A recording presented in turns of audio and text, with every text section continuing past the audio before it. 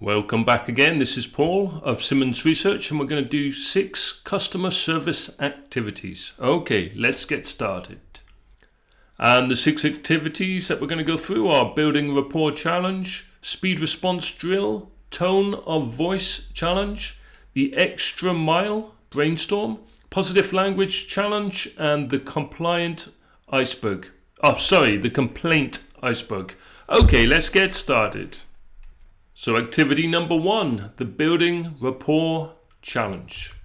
The reason this activity is so good is because if we can have rapport with the customer, some kind of level of understanding, it's going to be much easier to manage with them, especially if we have to deal with difficult situations. And if we can find a commonality or some commonalities, it's going to make the whole process and job easier. So building rapport is very, very useful in customer service. So in this activity, we're going to allow 15 minutes, but of course, with all activities, you can adapt it according to the time available in the training. And you're going to start off by asking people to work in pairs. So it doesn't matter if you've got 2 or 30 people in the group, in the classroom, just get them to work in pairs. So what we want the participants to do in their pairs are to find 5 commonalities. So they're going to need to talk to each other, but you should have one person talk first for 5 minutes, and then they can rotate it so the other person talks for 5 minutes. And those 5 minutes, the first person is going to ask lots of open-ended questions, and they're going to try to find 5 interesting commonalities. So not something like we work for the same company, but something more interesting like we both do salsa dancing in our spare time, or we both support the mighty Plymouth Argyle, the football team, the soccer team. So come up with 5 really interesting commonalities. And the great thing about this activity is it's great for listening skills. It's great for letting colleagues get to know each other if they are from the same department, the people in the training. But more importantly than anything, it's great for understanding how to build rapport. And this is really through asking open-ended questions. So it's all about trying to get people used to asking open-ended questions, to find commonalities, to find common ground. Activity number 2, the speed response drill. So this is really all about making responses kind of semi-automatic. So in customer service, we really would like good answers, good responses to be almost second nature. So in this activity, let's allow 15 to 20 minutes. As I say, you can adapt it as needed. And we're going to allow 1 minute for instant replies to each scenario. Beforehand, you're going to need to do a little bit of preparation. And this is the same for most of the activities that I'm going to go through right now on this video. You're going to need to prepare some scenarios, very, very basic scenarios. It could be a package has gone missing and the customer is very upset. He's been waiting 2 weeks. And then that's the scenario written on a piece of paper. As a training organizer, make about 20-30 pieces of paper, all depending on how many people are in the training. If you're providing training for only like about 10 people, just have 10 scenarios written on paper. So they pull out a piece of paper out of a bag or box and then instantly going to reply. And then after the 1 minute, the other people in the group are going to have a chance to give constructive being very important, constructive feedback to the person who did the activity for the 1 minute. I should also quickly add that for the feedback, the constructive feedback that they give to each other, they can include information about the tone of voice, the body language, the terminology. So the person actually doing the activity should also be thinking about these things when they do the activity. Activity number 3, the tone of voice challenge.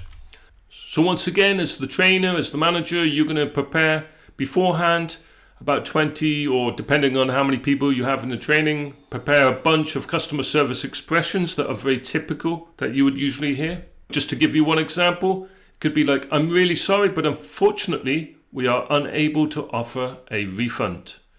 You're going to have all these expressions, each on a slip of paper, in a little bag or box that people can pull out one. And in the training session itself, the participant pulling out the expression has to say the expression in 3 different tones. So it could be a sad tone, a happy tone, a shocked tone, 3 different tones. They should also use the body language that suits the tone that they're using. Then as a group, you can discuss the activity as a whole. How does the body language fit in with the tone? How does using different tones give a different impression. It's quite thought-provoking, this activity. So it might seem like a very simple activity, but it's really a very thought-provoking activity, a very useful one. The tone of voice challenge. Number 4, the extra mile brainstorm. We want the participants to use creative thinking and to think about pushing the boundaries in this activity. This is about how can you give fantastic customer service. So once again, bit of pre-preparation for you. Compile a bunch of customer service scenarios, put them on slips of paper, one on each slip of paper, and then put people into groups of 4. It can be 3 or 4 or 5 people, it's up to you. So now the groups are going to take their scenario and they're going to come up with 4 or 5 solutions of how they would solve the scenario on the slip of paper. But they've got to really think outside the box. So we want some innovative, creative solutions. And they're going to write those down. And at the end, as a class, we're going to discuss the scenarios that each group had and discuss the solutions that they provided. How did they think about offering this extra mile quality service? So we should get some really, really interesting answers here. It can be a lot of fun, this activity. People tend to enjoy this activity. So number 4, the extra mile brainstorm is a very, very good option for customer service training.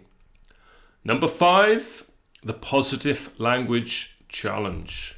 So once again, prepare a list, and this is going to be of negative phrases that you very often hear in customer service situations. For example, we do not sell those items.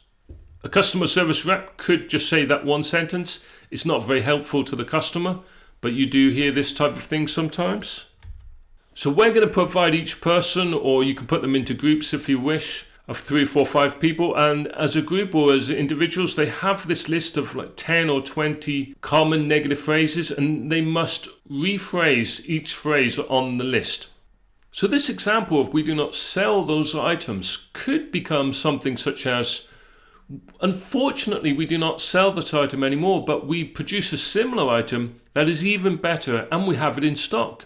Would you like me to send you further information about this?